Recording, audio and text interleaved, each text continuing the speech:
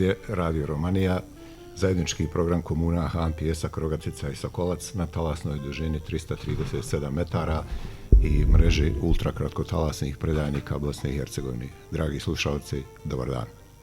Iz prostorija Srednjoškolskog centra na današnji dan 1975. godine prvi spiker Marin Cvjetić oglasio se na signalu Radio Romanije. Bilo je to vrijeme ogromnog entuzijazma mladih ljudi koji su bilježili svakodnevnicu gradova i sela Sarajevsko-romanijske regije. Poštovani slušaoci, draga Romanijo, dobrodošli u specijalno izdanje na talasima Inforadija Sokolac i u emisiju koja je posvećena 48 godina postojanja radija, starog radija Romanije. U našoj današnjoj emisiji prisjetit ćemo se dragih ljudi koji su radili i proživjeli svoj radni vijek na novim talasima. A u današnjoj emisiji imamo i specijalne goste. To je prvi spiker Marin Cvjetić koji će nam u današnjoj emisiji u narednim minutama govoriti kako je to bilo raditi od 1975. godine pa onda do kada je odlučio da ode u stranu zemlju.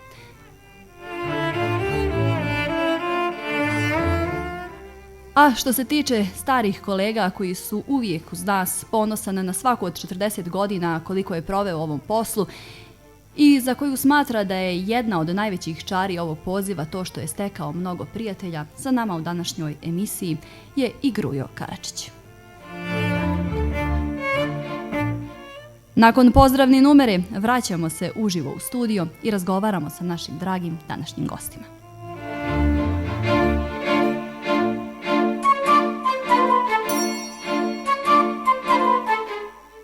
Javno preduzeće Infocentar Sokolac stoji čvrsto na temeljima duge tradicije koju su velika novinarska imena započela u nekadašnjoj Radio Romaniji 70. godina prošlog vijeka. Današnji nasljednik Infocentar nastoji da opravda svoje postojanje, ali i da ide u skladu sa savremenim tokovima. Kao tako od preduzeće djeluje od 2009. godine. Danas ima više djelatnosti, emituje svakodnevno 6 časova radijskog programa, izdaje Sokolačke novine i plasira informacije putem sajta infocentar.ba. Mi ćemo da poželimo dobar dan i dobrodošlicu prvom spikeru te 1975. godine Marinu Cvjetiću. Dobar dan i dobrodošli u specijalno izdanje emisije na talasima Inforadija Sokolac. Hvala na pozivu. Evo da nam kažete, ovaj dan je dan prisjećanja na sam početak Radio Romanije današnjeg Infocentra Sokolac. Kako je to počelo i koja su to bila tada novinarska imena koja su prve korake radijske pravili te 1975. godine? Pa počeli smo na današnji dan prije 48 godina, a pripreme za otvaranje radiostanice počele su, ja mislim, jedno 3 mjeseca prije toga. Audicija na kojoj sam ja bio je bila u avgustu mjesecu i nakon toga kada su odabrani spikeri i ostalo osoblje, onda su krenule pripreme, odnosno krenuo je trening. Čitav trening je vodio Aleksej Neyman, on je bio urednik na Radio Sarajevu i njegov zadatak je bio da nas uputi u taj posao jer kompletna ekipa nije imala nikakvog radijskog iskustva. Apsolutno nikakvog. Od tehničara do novinara preko spikera do urednika niko nije imao radijsko iskustvo. I onda on nas je uputio u osnovne tajne ovog zanata i imali smo nekoliko proba prije toga, nije to bilo baš tek tako. Probavali smo kompletan program. U početku program je trajao samo 4 sata i bilo je predviđeno da program krene 29. novembra, ali iz nekog razloga, ne sjećam se tačno šta je bio razlog, krenuli smo 30. novembra na današnji dan. Ekipa je bila su nas 4 spikera, 2 para. Ja sam bio u paru u tandemu sa Radmilom Podinić, a drugi par je bio Zaga Zečević i Fadu Selimović. Novinari su bili Brane Gajević i Veli Džindo. Direktor je bio Brane Đurković, tehničar je bio Mitar Beatović, muzički urednik Bogoljub Spremić, pardon, i sportom se bavio Ivica Idžetić, Ivek. To je bila ekipa koja je otvorila Radio Romaniju na današnji dan. Sve su to bila imena koja su napravila istoriju današnjeg radija i sve ono što traje punih 48 godina. Evo, recite nam šta je lijepo u onome što se sjećate na tom početku i svom onom vremenu koje je trajalo dok ste radili skup. Pa nakon svih ovih godina obično se sjećamo lijepih momenata, ali da budem pošten, ne mogu da se sjetim da je bilo jedan ružan moment za cijelo to vrijeme. Ne radi se tu ni o kakvoj nostalgiji ili zaboravljanju, ali zaista mi smo bili vrlo kompaktna ekipa, svi smo se manje više poznavali prije toga i radili smo uz ogroman entuzijazam, bez ikakvih osvrtanja na financije, na bilo šta što je bilo mimo profesije, mimo posla. Tako da ja se lično ne sjećam ni jednog ružnog momenta. Bilo je, kako se kaže, to Periklovo doba u svakom smislu, ili u modernijoj terminologiji se kaže za Kulina bana i dobrih dana.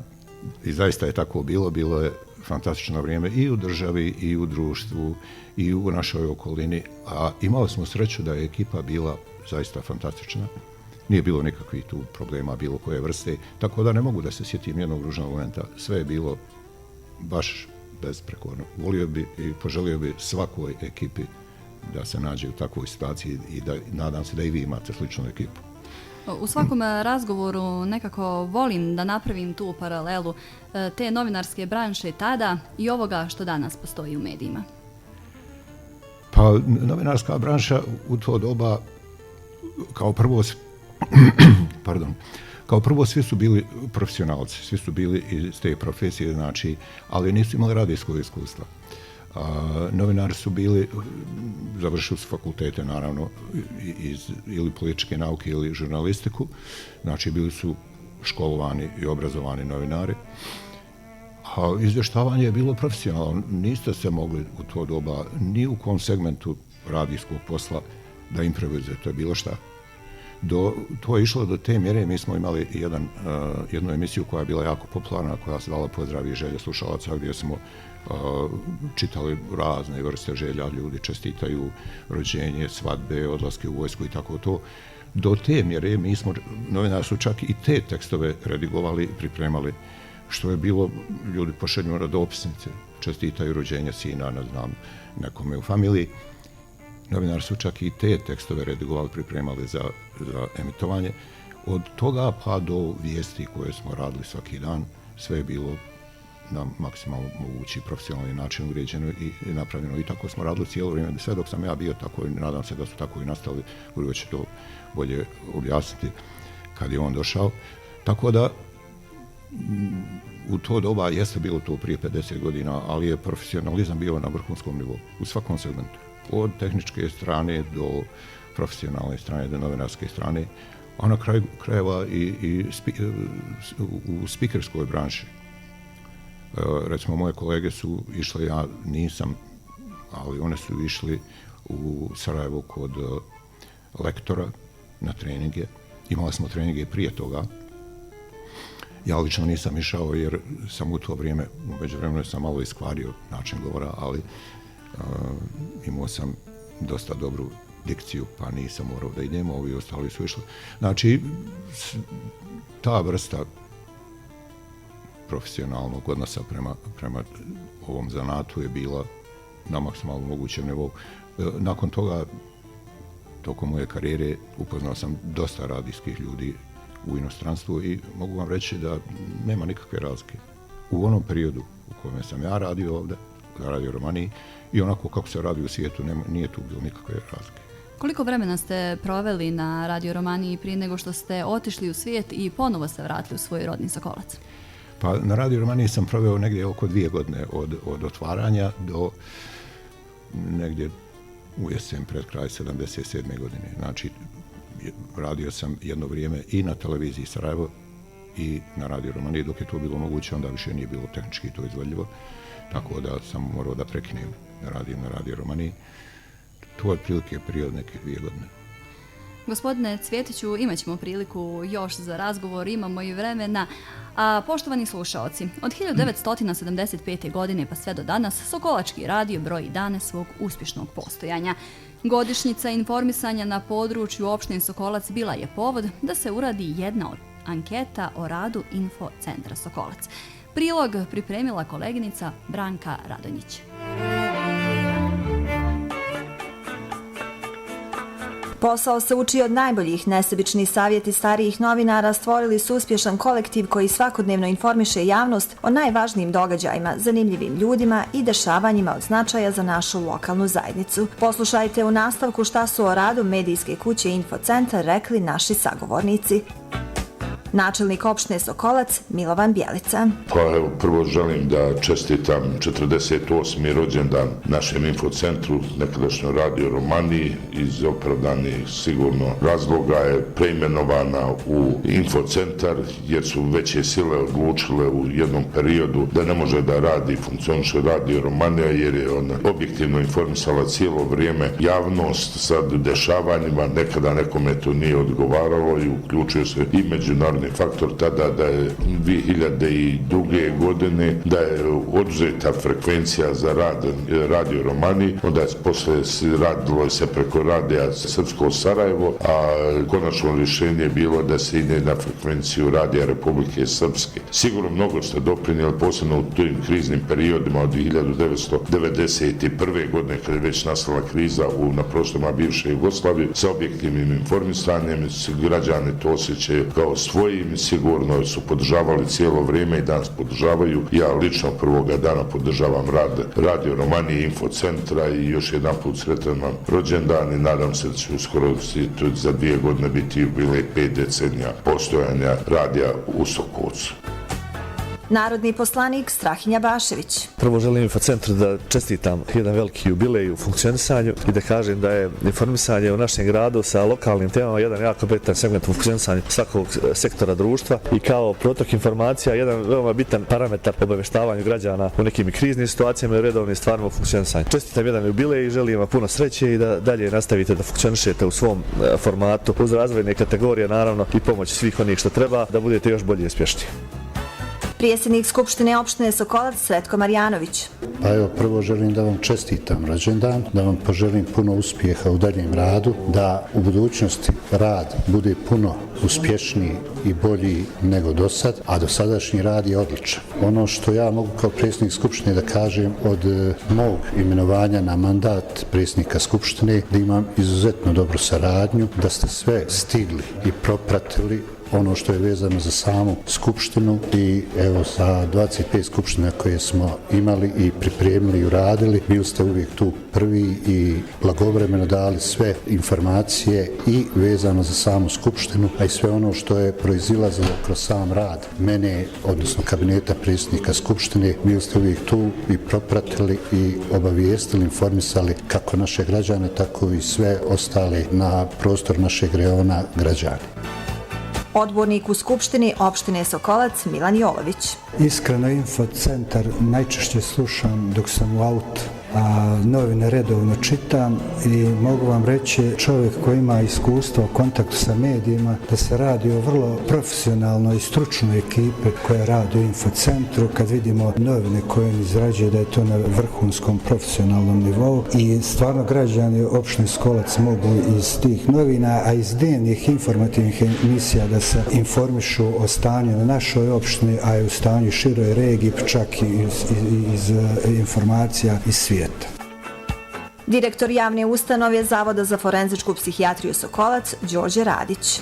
Prije svega da čestitam 48 godina postojanja radija u Sokolcu. Naša saradnja što se tiče moje ustanove je apsolutno korektna i apsolutno dobili smo jedan medij koji je konačno postao medij svih građana i koji objektivno istinito pruža sve servisne usluge u stanje na našoj opštini bez ikakvih opterećenja političkih i naravno nekih drugih. Tako da stvarno samo tako nastavite i mi uvijek imate podršku i od odbornika SND-a i od naravno svih građana ove opštine. Samo tako nastavite i da proslavimo i druge jubileje ako Bog da naravno godina.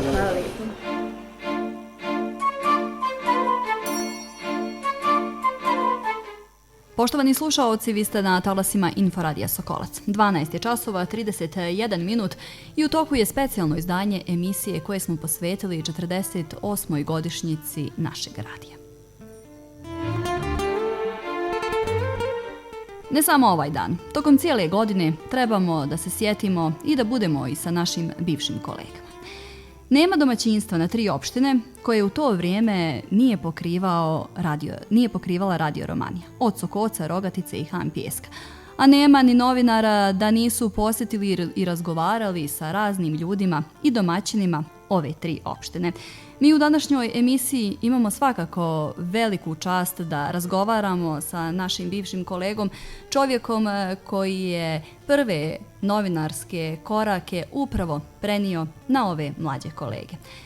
Grujo Karadžić, veliki novinar i vjerujem da nema slušaoca koji nije čuo za ovo ime. Dobar dan i dobrodošli u našu emisiju. Dobar dan i čestitam godišnjicu mom i vašem radiju. A možda da počnemo kako sam ja počeo raditi. Ja zaista nisam odmah počeo raditi. Bio sam u vojsci na otvaranju radija, bio sam u vojsci. Kad sam došao, opet sam morao iz nekih razloga, da ne pričam zbog toga, malo čekati dok su se privolili da mene prime. Onda sam 1. januara počeo raditi na radiju.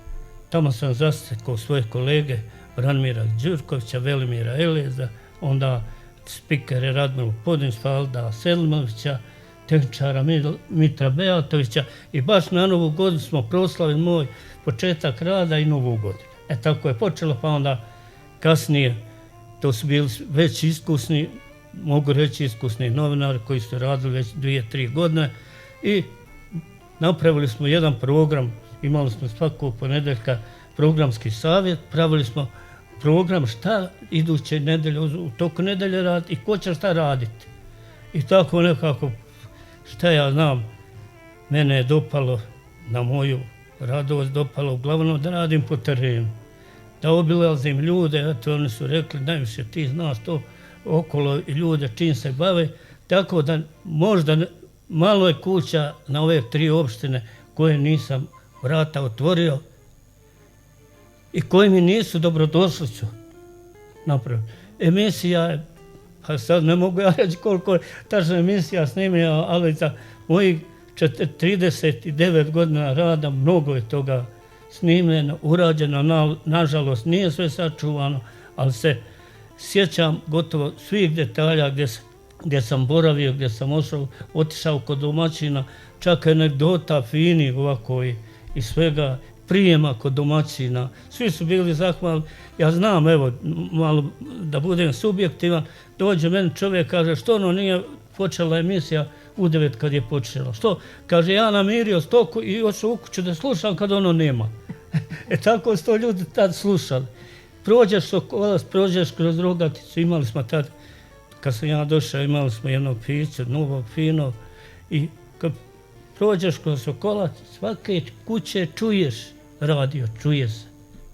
Sad...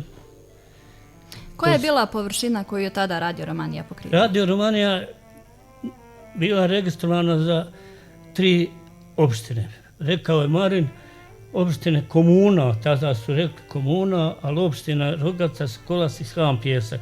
Međutim, zahvaljujući srednjem talasu, Radio Romanija se daleko više čula i dalje. Imali smo stalne pozove iz Srbije, od Loznice, sa Zlatibora, čak smo imali saradnike iz Olova, Zvonimira Đorđevića, evo prilika kad sam već pomenuo Zvonimira, ali ne bi da zaboravim Sretina Mitrovića, Hasana Helju, koji su učestvovali gotovo u svakodnevnoj emisiji Hronika, Romanijska hronika, koji su nam pomagali kad mi ne možemo da stignemo, oni to odrade, nama pošalju vezama i tako neizbrisivo što rekao, a onda želje i žepe po 100-200 želja za jedan dan, svojih čestita i svašta, onda mi novinar malo to pregledamo, imamo svašta čestita i uglavnom ja zaista sam sretan što sam dio bio tima koji je radio punih nekih do rata, o ratu ćemo pričati poslije.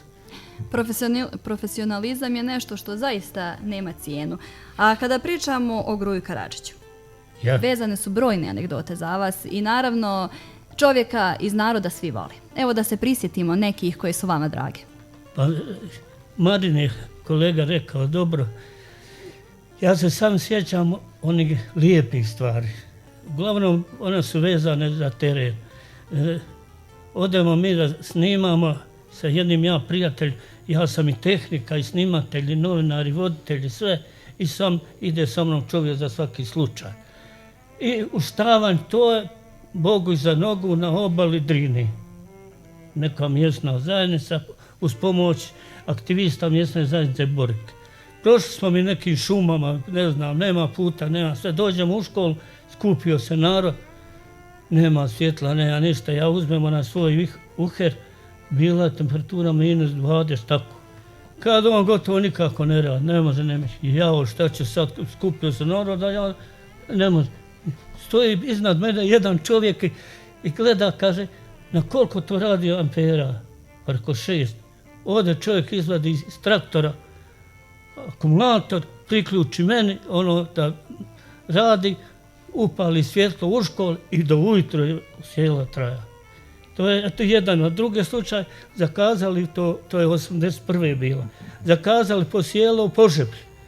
I sad smo ja i kolega Velemir Jelez otišli prvo da snimimo na terenu Studenu Goru, radnu jedinicu, nema odada onako, znam. Pa ćemo onda u Požeplju. Kad u šumi sretnemo neki momci idu s nekom Škodom žutom, sjećam se. Znam. Kud ste pošli u Požeplje? Kaže, nema sjela u Požeplju. Šta ćemo sad? Kaže, ajte vi s nama u Gođenje. Mi smo iz Gođenja, pa kad ćemo, mi ćemo do večeras organizovati. Idu oni od kuća Gođe, ovako jedno selo oko doline, sve kuća do kuće. Oni idu i sviraju selo veselo u školu, selo veselo u školu. Nas ostave u jednoj domaćinskoj kući, sve fino. Za sat vremena zovu nas. Skupio se narod. I do ujutru. I mi snimamo i to. A da li ima i onih anegdota, gospodine Grujo, koje je malo i narod izmišljao, kada su u pitanju te neke fudbalske utakmice, pa Borika? I to su fino sjećanja. Svaka primjedba i šala dobronamjerna je dobra. I ja se nisam nikad ljutio, tako su moje kolege, prijatelji i izmislili da sam ja snimao jednog domaćina što radi krompir, vadi i kaže da je sigurno 100% da sam ja rekao domaćine, jel to roviš krompir? Rovite, kako kaže, ćaća, ja kopao. Pa je li krupan, ovaj veliki jesam, mali i nije.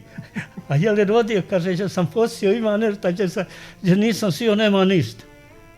Još me pitao za utakmicu i sad igrao Glasnac Premier ligu i sad sam ja bio oficijalni spiker i dopisnik tamo televizije. I kaže, oni tako izmislili da ja javljam tamo, dragi naši slušalci, ljubitelji fudbala, vjetar puše preko krompirše, naši ne mogu nikako godati. I tako, i oni su to dobronamjerno, i čak on tvrdi da je to istina bilo, ali dobro, nisam se ja nikad ljutio na to. Ja vjerujem, a i brojni slušalci znaju, čak i ove mlađe generacije, da se te anegdote prenose sa koljena na koljeno. Mi ćemo nastaviti naš razgovor. Dragi naši slušalci, Grujo Karadžić ne samo da je vrsan novinar, već i veliki čovjek. A prvi direktor i urednik Radio Romanije bio je Branimir Đurković, ugledni novinar i društveno-politički radnik.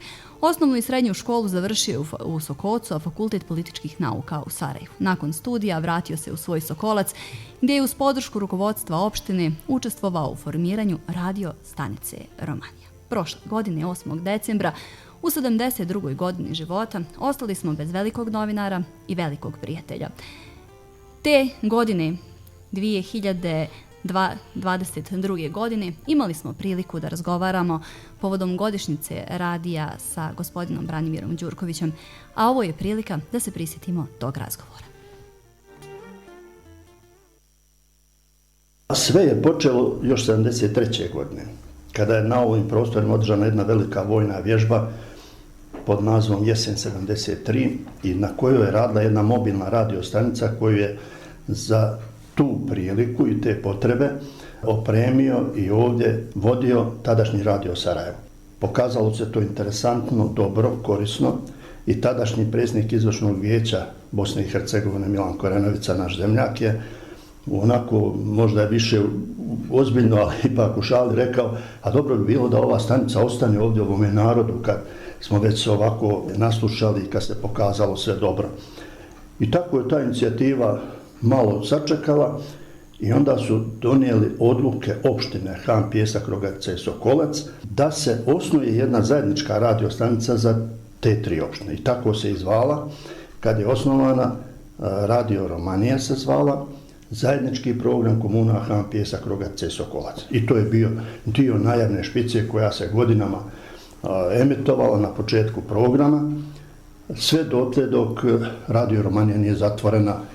Ja ne znam pod kojim okolnostima, nisam bio tu, ali da kažemo višom silom, nažalost. I tako je došlo do realizacije koja je trajala jedno godinu i pol dana.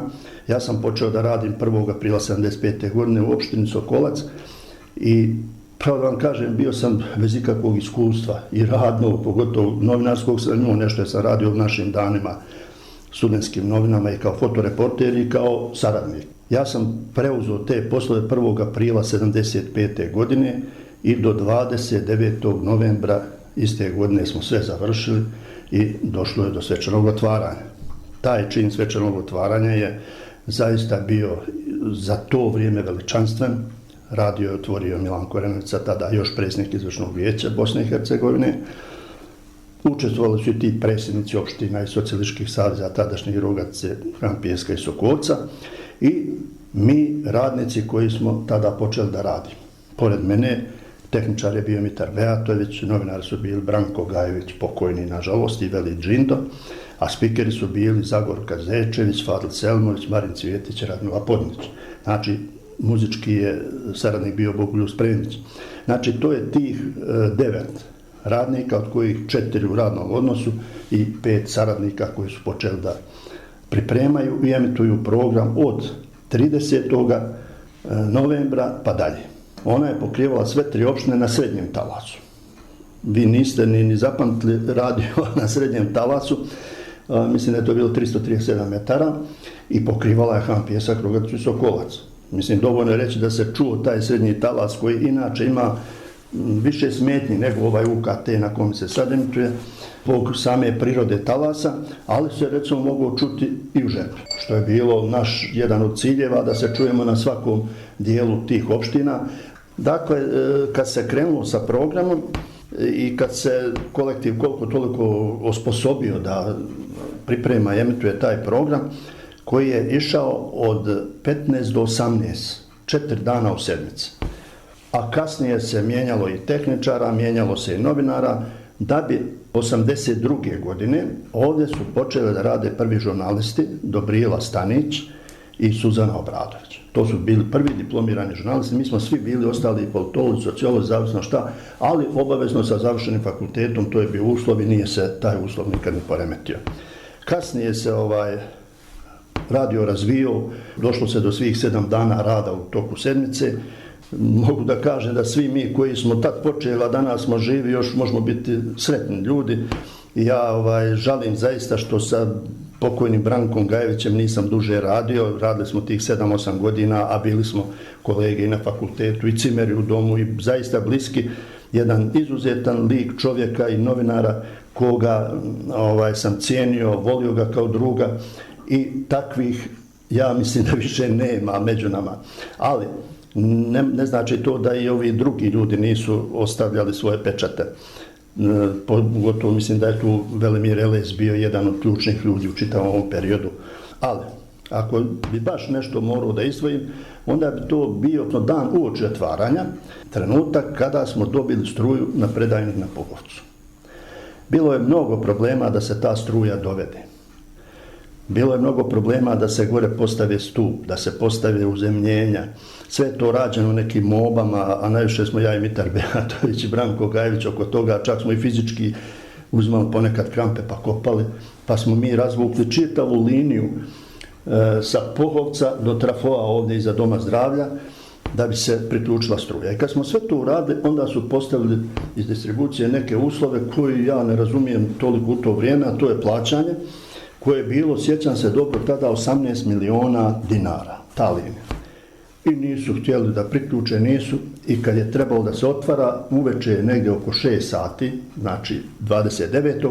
Ja kad sam vidio to svjetlo gore na predajniku, onda sam bio najsretniji čovjek na svijetu i znao sam da će to sutradan sve proći kako treba. Recimo, meni je ostalo u sjećanju, a ja sam bio posebno počašćen 79. godine je to bilo, kad je bio zemljotres u Crnoj Gori. Vas mnogo nije bilo ni rođeno ni tada. Ja sam dole bio ispred radiostanica BH, imali smo to udruženje naše, lokalni radija, i trebalo je pomoć dati i Radio Sarajevo je tada vodilo tu akciju za sve nas, odnosno udruženje radiostanica BH, gdje sam ja tada bio predsjednik skupštine udruženja, pa sam se, pravo vam kažem, onako kao lični primjer i prijavio da odem dole tih 15-20 dana u bar.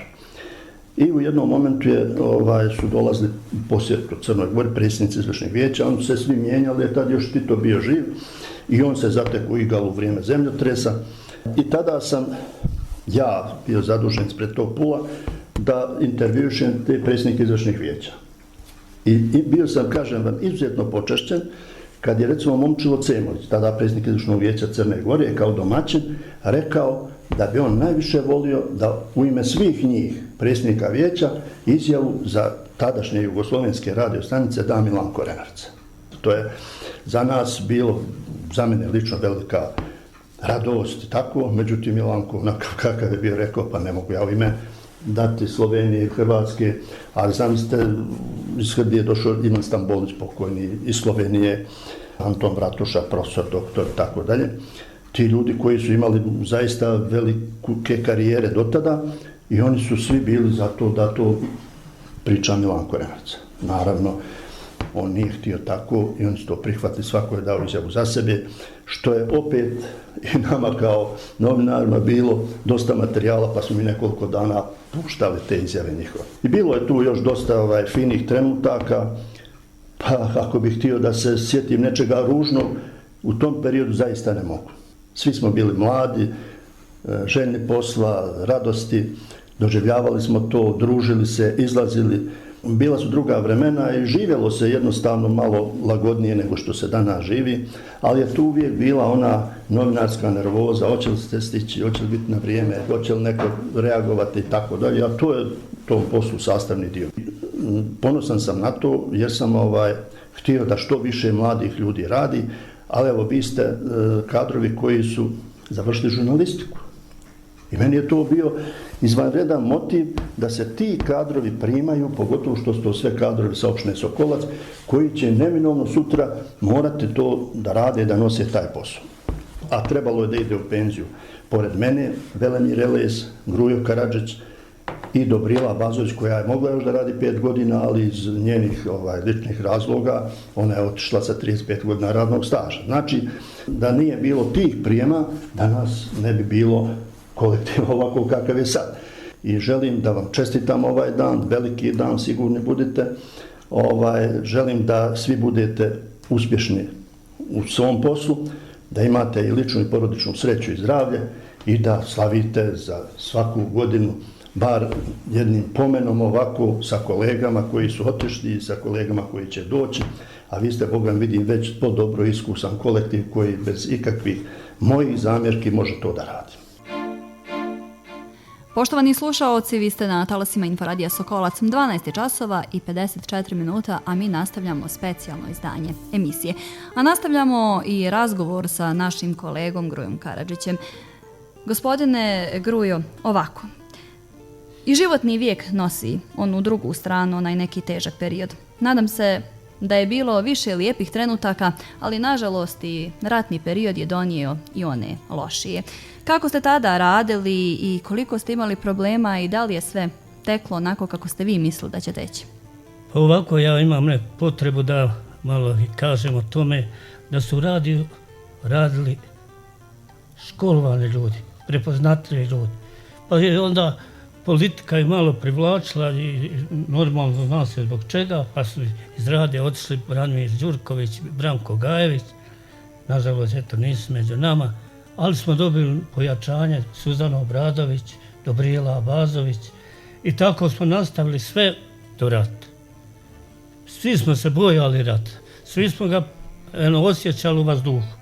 I kad je počelo, onda su nastali teški trenuci za sve ljude, a i za nas koji smo gore radili.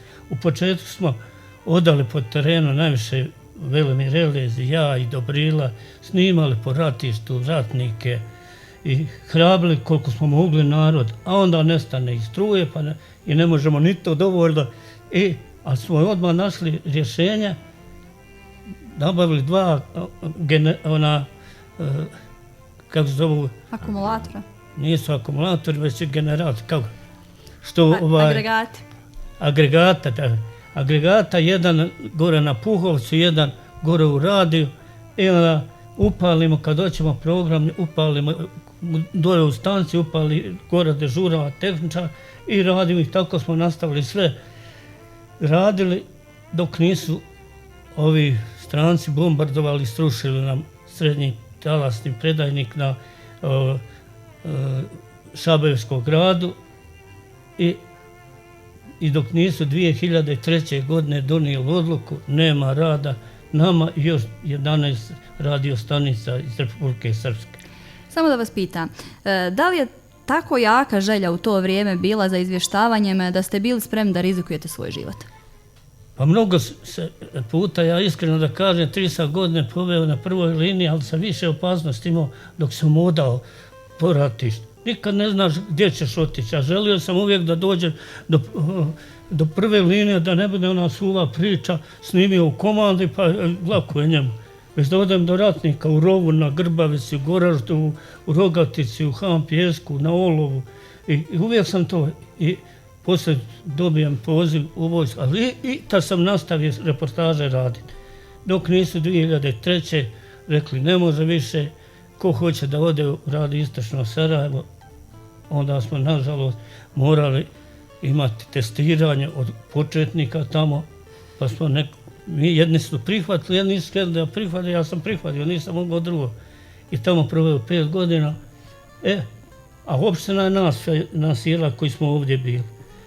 I dođe vrijeme, kaže nećemo više finansirati, ajde da napravimo radio. Ali ne može Radio Romanija, pa onda nekako uz pomoć Radio Televizije Republike Srpske uzmemo dio njihove frekvencije i radimo na njihovoj frekvenciji i ponovo otvorimo radio i ovaj put bio Radio Sokolac. To je trajalo 2 godine, dođe nova vlast, kaže ne mogu ovi više biti direktor, moraju drugi, dođu, onda otvore infocentar.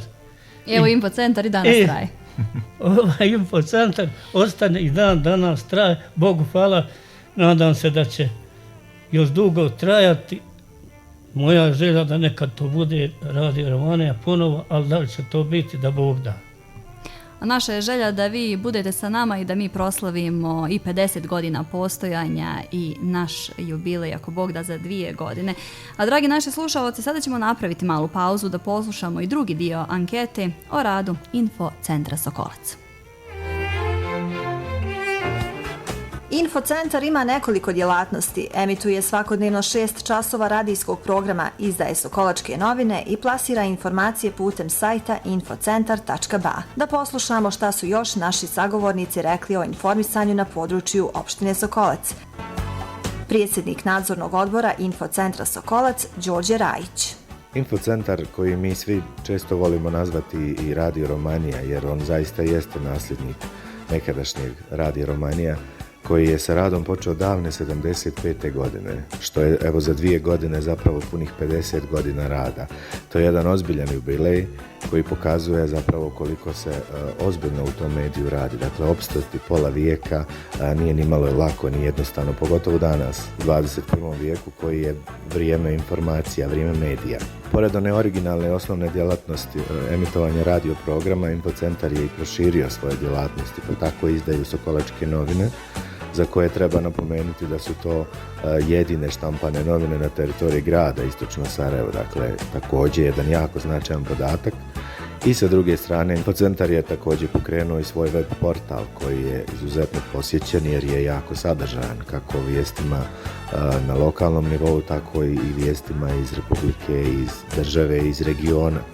Dakle, kada uzmete u obzir trajanje tog medija od skoro pola vijeka, kada uzmete u obzir njihovih djelatnosti kojima se bave, uspješnost kojom se bave tim djelatnostima, sasvim se jasno nameće zaključak da je to jedan respektabilan medij koji ima izuzetne razvojne kapacitete, ne samo lokalnog nivoa, on zaista ima razvojne kapacitete i mogućnosti da postigne i mnogo više od samo lokalnog medija.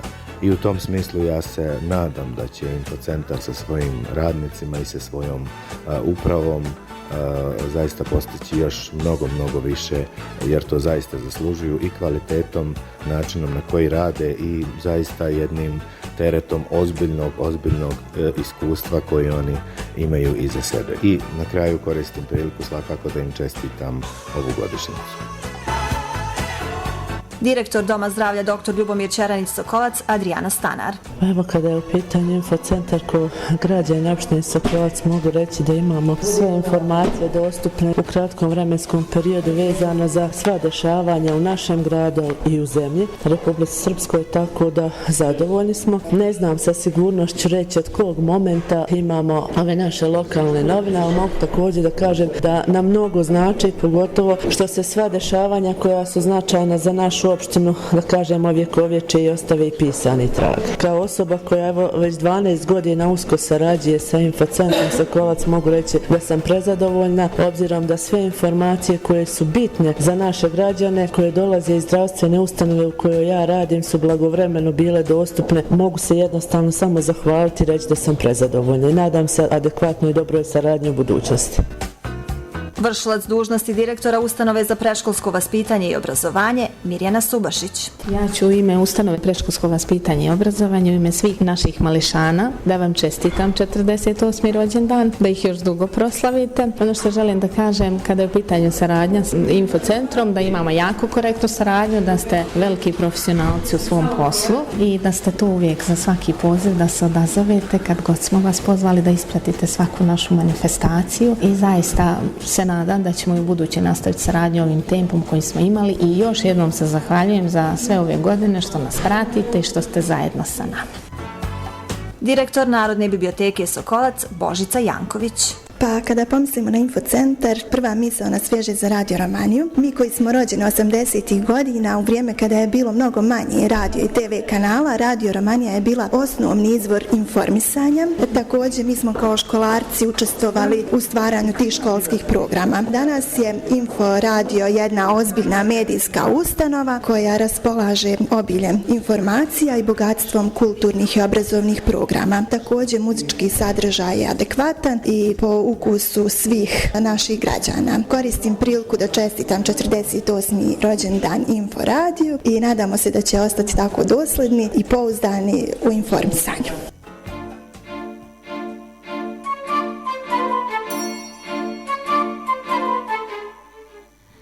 Poštovani slušaoci, 13 časova i 3 minuta. Mi smo došli do kraja ove jedne divne emisije za koju se nadamo da će postati tradicija. Imamo još toliko vremena da se zahvalimo našim gostima i naravno da za kraj da čujemo poruku i našim slušaocima.